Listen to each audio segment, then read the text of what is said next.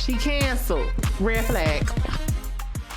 From last minute cancellations to Salon Horror Stories, we're talking about the good, the bad, the downright disrespectful. Grab your comb and your popcorn. It's time for Bad Hair Days.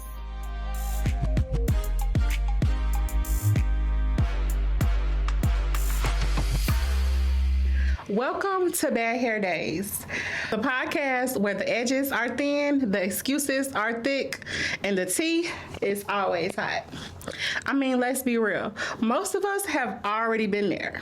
You book their appointment, you pay the deposit, you show up on time, and somehow you still end up with a bad story. Whether you're the stylist or the client or somewhere in between, this is the place where bad hair days turn into great stories. This email was sent to me, and this client, oh my God, a horror story for sure. I was going to a short hair stylist a couple of years ago. She would consistently show up late and always come with an attitude. I dealt with it because her work was really good and it was so hard to find another stylist. I tried so many other stylists and could never achieve the same look, so I stuck around. Till one day, she made me so upset, I just couldn't do it anymore. I booked an appointment on a Saturday morning, her very first appointment, 10 a.m., with the intention to have enough time to allow her tardiness and still make it to my daughter's Taekwondo belt ceremony later that evening. I showed up at my appointment and was greeted by her assistant, which was okay. She started me with the wash and began to prep me for the stylist. An hour goes by and the assistant reaches out to her to get her ETA. Now a second client done showed up. The second client done showed up and the stylist ain't here yet. Red flag. The stylist claimed that she was on her way and would be there shortly. Another hour goes by and we're all just sitting and waiting. Finally, she shows up close to 3 hours late. 3 hours? Baby, I would have left, okay? Gone. Attitude and being very short and unapologetic. She claimed that her daughter had her phone and it died. I was getting a quick weave at the time, and she tells me that I'm unable to reuse the hair that her assistant had already shampooed and prepped. I needed to go to the beauty supply store to get new hair. Mind you, we talked about the hair and the appointment beforehand, and she told me that she could reuse it. She installed it for the first time as well. So now that I'm having to add even more time and spend even more money that I never intended to spend. Part of me felt like she just didn't feel like going through and repositioning the tracks. So she just told me she couldn't use them. This was after she had already started to glue them in my head. How did you start gluing tracks and then decide that you just can't reuse the hair? That's crazy. I go and get new hair, mad as hell.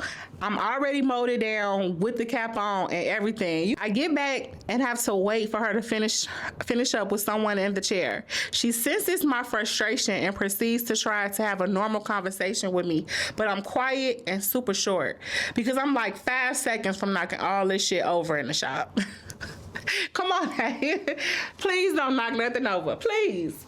She finally finishes, and of course, my daughter's ceremony has already started, and I missed the whole damn thing. You missed the whole ceremony. Oh my God, that is terrible. From that point on, I knew I could never sit in her chair again. I started my search for a new short hair stylist and eventually found one that I liked after trying 4 new people.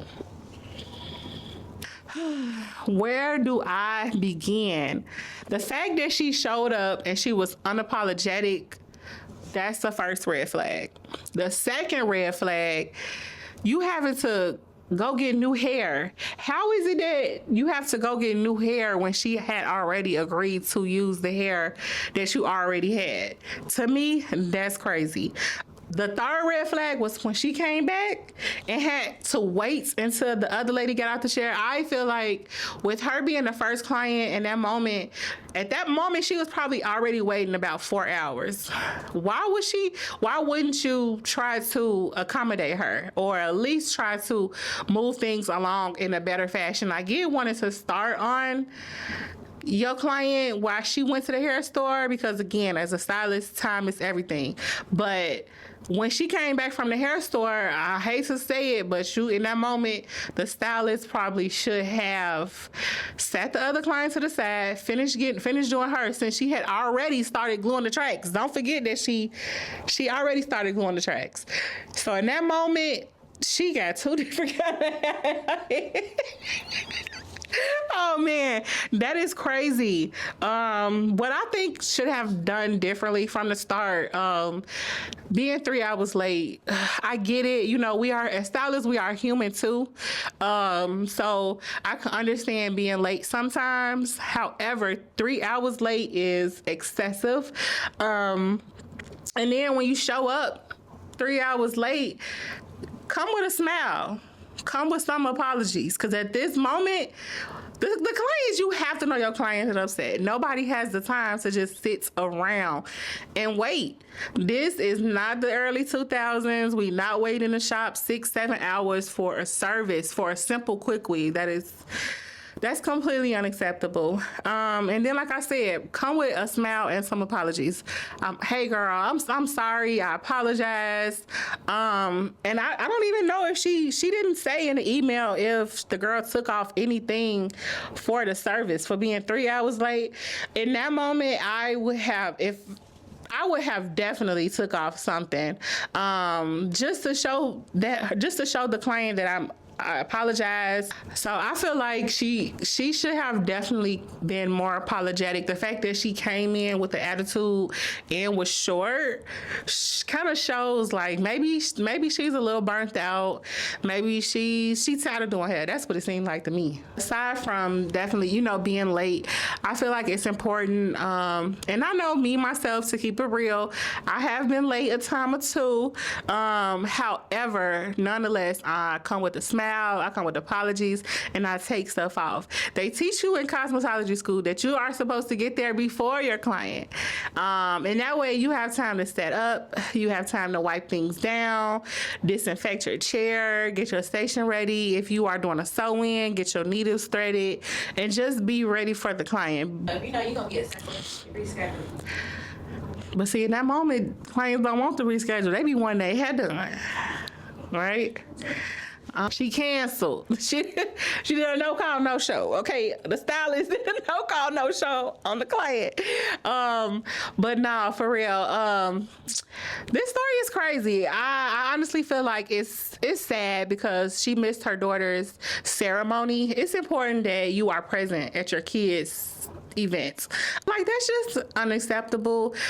I feel like that when it comes to being present for your kids' things, you can't get that time back. So the fact that she missed her daughter's ceremony, I know for sure that definitely would have pissed me off. I probably would have left. After an hour, I probably would have left, to be honest.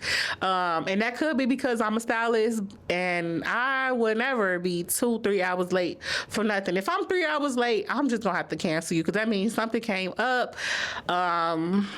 Yeah, I just missing her baby's ceremony was, oh my God, that just hurts me so much.